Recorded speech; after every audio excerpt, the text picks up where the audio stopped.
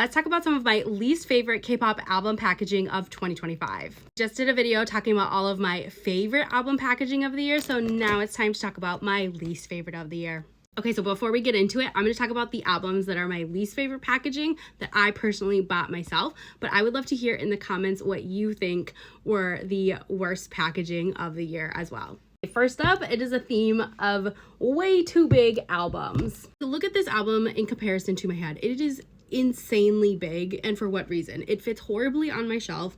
I am not a fan of these jumbo albums, and there were multiple times this year that I chose a different version of a group's album because I did not want the jumbo ones, but here are the ones that I did not have a choice in. So we have Hypen, we have Cat's Eye, and even Stray Kids, and it's not as big as the other ones. Now, both of these groups were on my list last year for worst packaging, and they are back again, and that is the Stray Kids accordion versions, and then the 0x1 Zeros versions. I just do not like the packaging design of these. I don't think that they're good quality and or hold things in together. Like, look at the Zeros version. It could just fall right out.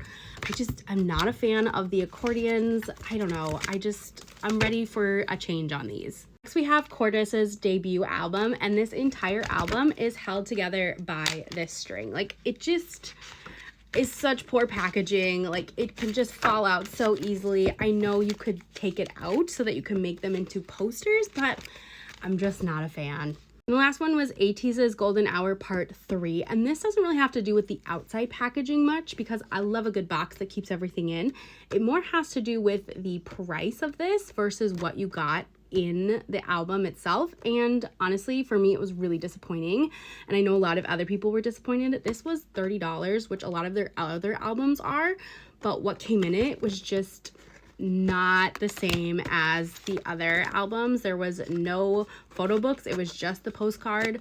There were a couple inclusions as well, and it just did not fit the price point for me, and I was disappointed in it.